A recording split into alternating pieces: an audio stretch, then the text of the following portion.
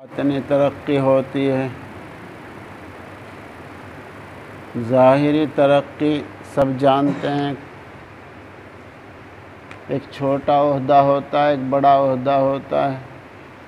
पहले प्रधान बनते हैं, फिर एमएलए बनते हैं, फिर एमपी बनते हैं और फिर वज़ीर आज़म बनते हैं।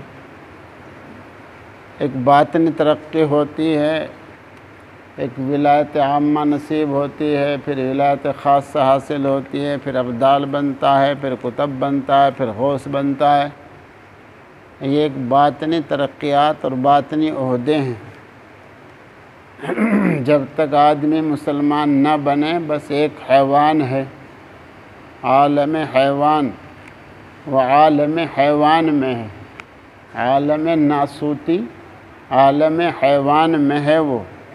और जब ईमान ले आता है तो उसको एक विलायत आम्मा हासिल हो जाता है, वो भी एक वली है, वह अदना दर्जे का वली है। अल्लाह वलियुल्लज़ीन आमनु।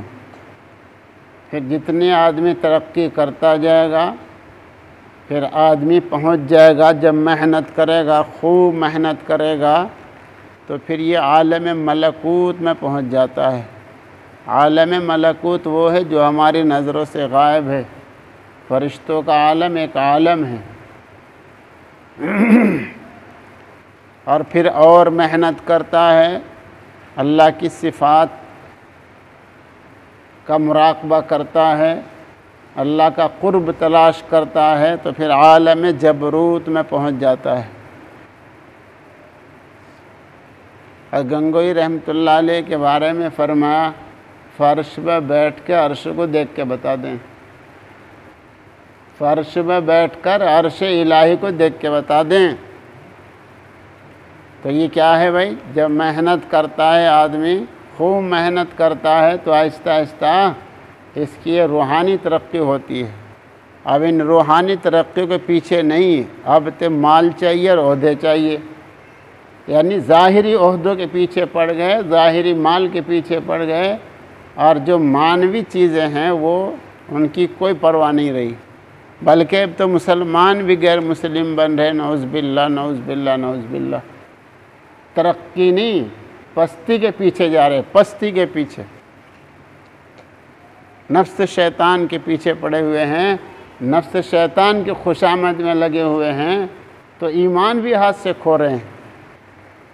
तरक्की की फ़िक्र नहीं, तनज़्ज़ुली की फ़िक्र है। अच्छे अच्छे नमाजी बेनमाजी बन रहे, बताइए तरक्की होगी पस्ती हो गई? रोज़ाना ख़बरें हैं मुसलमान नशे में भांग में सबसे आगे है। बेनमाजी तो था ही, अब नशे में पहुंच गया, तरक्की हो गई? बोलते ही नहीं। ये हाल बना हुआ है। सुनो तवज्जो के साथ।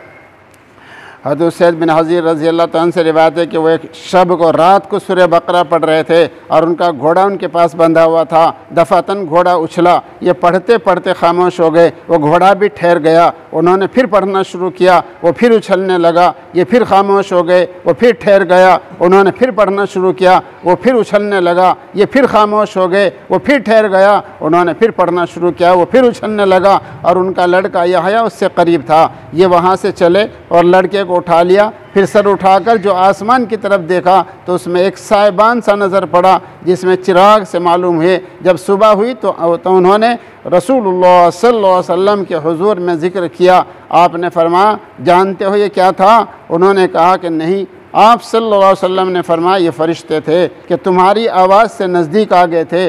अगर तुम पढ़ते रहते तो सुबह के वक्त तक वो फ़रिश्ते यहीं रहते कि सब लोग उनको देखते और वो उनकी नज़रों से गायब न रहते।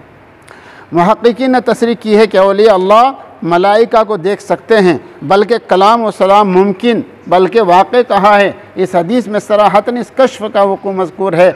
और सही मुस्लिम में इमरान बिन हुसैन रज़ी अल्लाह तआला अन्हु को सलाम करना फ़रिश्तों का मरवी है। और सिर्फ इतना ही, अमर ख़वास नबूवत से नहीं बल्कि मामूर बित्तबलीग आम होना भी उसके साथ मुंज़म है, जो गैर नबी में मफ़कूद है। बस इश्तिबा गैर नबूवत का नबूवत से लाजिम नहीं आता। इस हदीस से ये भी वाज़ेह होता है कि बाज़ औक़ात अहले कश्फ को ख़ुद अपने कश्फ की हकीकत का इदराक नहीं होता।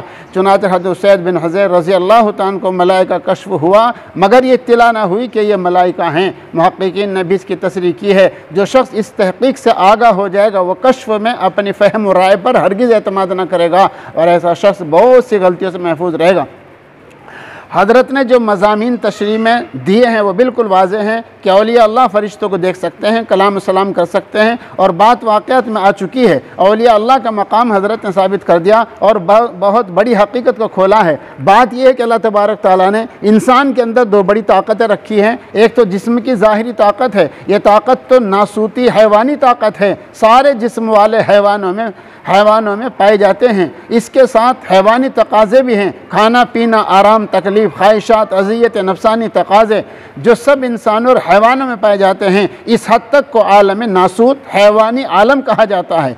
दूसरी अंदरूनी यानी क़ल्ब रूह की ताकत है, ये बहुत बड़ी ताकत है। इस ताकत से इंसान सारी मखलूक से फ़ौक़ियत ले जाता है। जब क़ल्ब रूह से इरादे की ताकत से काम लेता है तो फ़रिश्तों के मकाम में पहुँच जाता है। इसमें हैवानी तकाज़ों को इंसान दबा कर आलम नासूती हैवानी से आगे निकल जाता है और इसके ऊपर के आलम मलकूत से मिल जाता है। फ़रिश्तों जैसा हो जाता है, फिर और भी इरादी ताकत को और बढ़ाता है, खालिस अल्लाह से ताल्लुक़ जोड़ता है, तो वो हैवानी और मलकूती आलमों से गुज़र कर आलम जबरूत से मुताल्लिक़ हो जाता है और अल्लाह को पा लेता है। अल्लाह के मुशाहदे और मुआयने और क़ुर्ब हुज़ूरी को पा लेता है। ये बातिन की इरादी ताकत को बढ़ाने की सलाहियत अल्लाह ताला ने सिर्फ़ अपने खलीफा इंसान में रखी है, मगर इसका इस्तेमाल आम लोग नहीं जानते, तो वह हैवानी ज़िंदगी और इसके तकाज़ों ही की हद तक अपनी ज़िंदगी को महदूद रखते हैं और हैवानों के जैसी ज़िंदगी गुजार कर मर जाते हैं। लेकिन अल्लाह वाले अल्लाह की तरफ अपने दिलो दिमाग को और अपने इरादे की ताकत से बढ़ा लेते हैं,